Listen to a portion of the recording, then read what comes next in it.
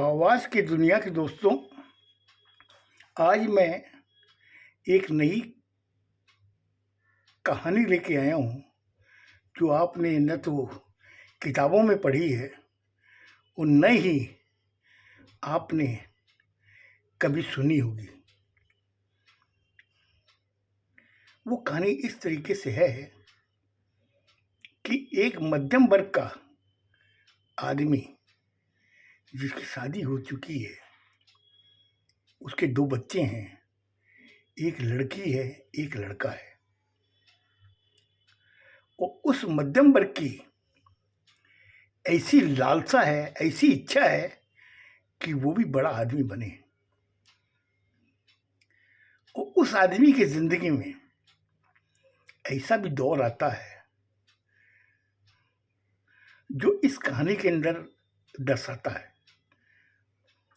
वो क्या है और किस तरीके से हुआ, ये चीज मैं आपको इस कहानी के माध्यम से बताऊंगा।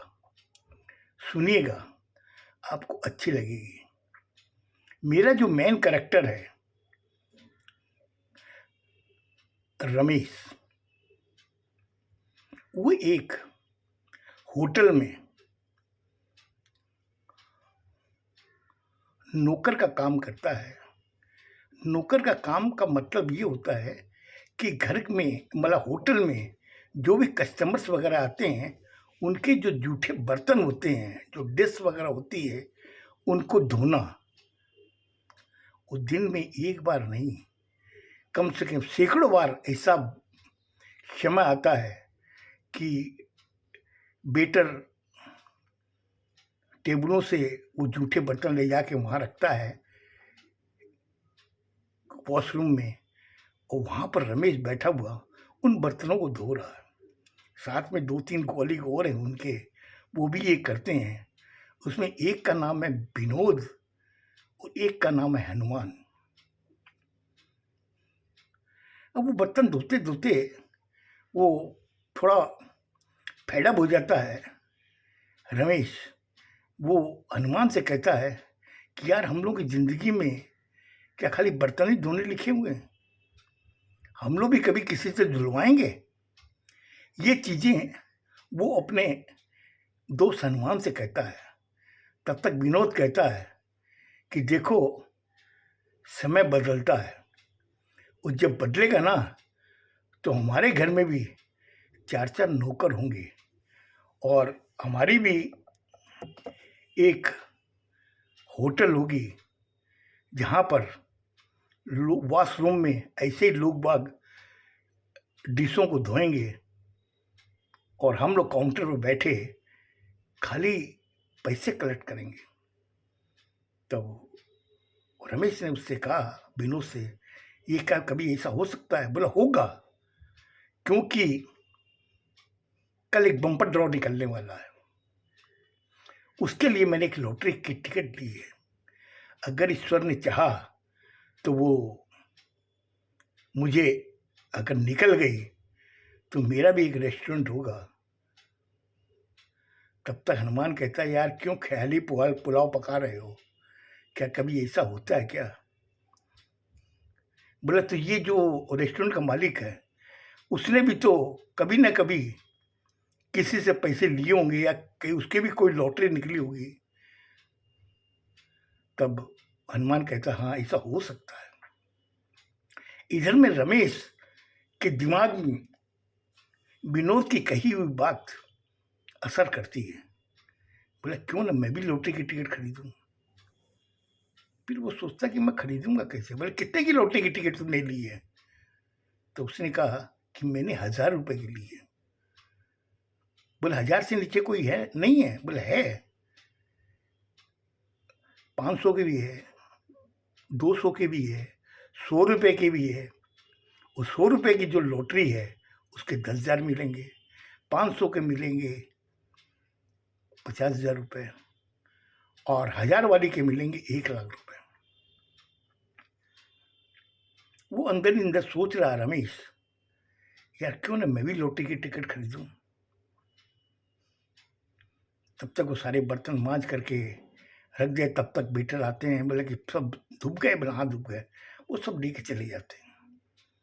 इधर में रमेश बेटा सोच रहा है कि क्यों ना मैं भी एक बार आजमाइश करूं मेरी तकदीर की, हो सकता है मेरे निकल आवे लॉटरी। खैर कल देखते विनोद का क्या होता है। वो घर में आता है, अपनी पत्नी को देखता है, बच्चों को देखता है। उसके दिमाग में आता है क्यों ना यार मैं एक लॉटरी की टिकट खरीदूं, लेकिन मेरे पास तो पैसे भी नहीं हैं।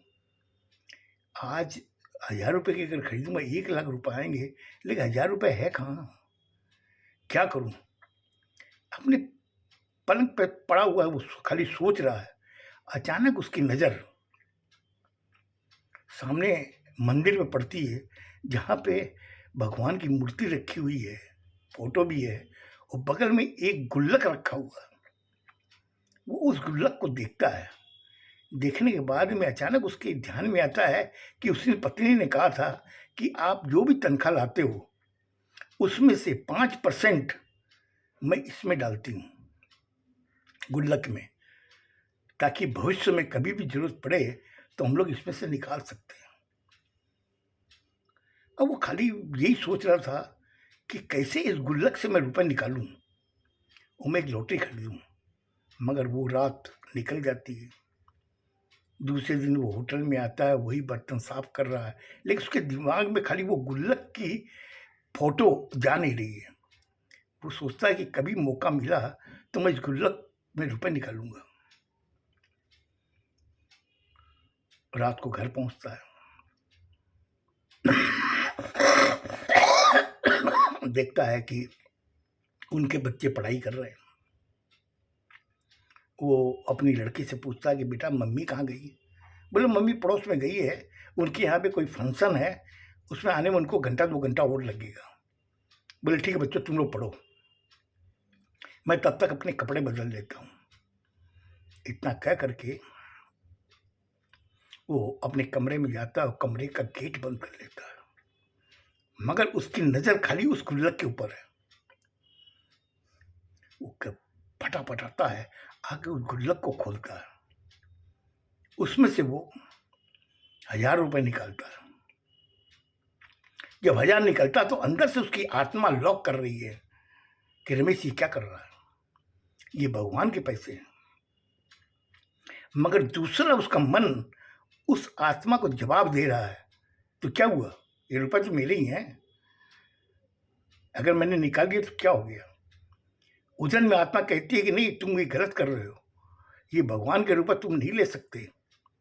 फिर उसका मन कहता नहीं, मैं तो उधार के रूप में ले रहा हूँ और मैं इसकी लॉटरी की टिकट खरीदूंगा, और अगर मेरी लॉटरी निकल गई तो सबसे पहले मैं ये रुपए चुका दूंगा। करके वो रुपए निकाल करके गुल्लक को वापस बंद कर देता है और रुपए अपनी पॉकेट में रख लेता है। ये तो उधारी तो लिए हैं।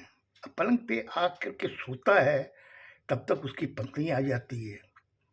वो कहती है कि आप जल्दी आ गए। बोला हाँ मैं जल्दी तो नहीं आया, टाइम पैसा, लेकिन तुम नहीं थी। बोला हाँ मेरे बगल में पड़ोस के फंक्शन था, उसी में टाइम लग गया। खैर खाना खा लिया। बोला हाँ मैंने खाना खा लिया। इधर वो भी खाना खा के सो जाती, वो भी सोता, लेकिन वो रात भर खाली ये सोच रहा है कि सुबह उठते ही पहले मैं जाऊंगा जाके लॉटरी की टिकट खरीदूंगा। अब वो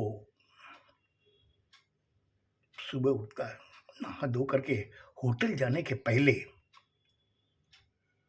लॉटरी की दुकान पे जाता है। जाके उससे कहता है कि मुझे एक टिकट चाहिए। वो कितने की है। बोले 1000 रुपये की टिकट है, इसके 5 लाख रुपए मिलेंगे। बोले कब खुलेगी। बोले 2 दिन बाद में। बोले ठीक है एक काम कीजिए, टिकट मुझे दे दीजिए। उस टिकट की बंडल में से एक टिकट वो निकाल करके ले लेता है। लेने के बाद में पॉकेट में रख करके होटल आता है। वहाँ पे वो सारा दिन काम करता है। काम करने के बाद में घर में जाता, वो सोच रहा है, उसके दिमाग में बस एक ही चीज़ है, अगर ये लॉटरी की टिकट का नंबर अगर मेरे आ गया तो मुझे 5 लाख रुपए मिलेंगे।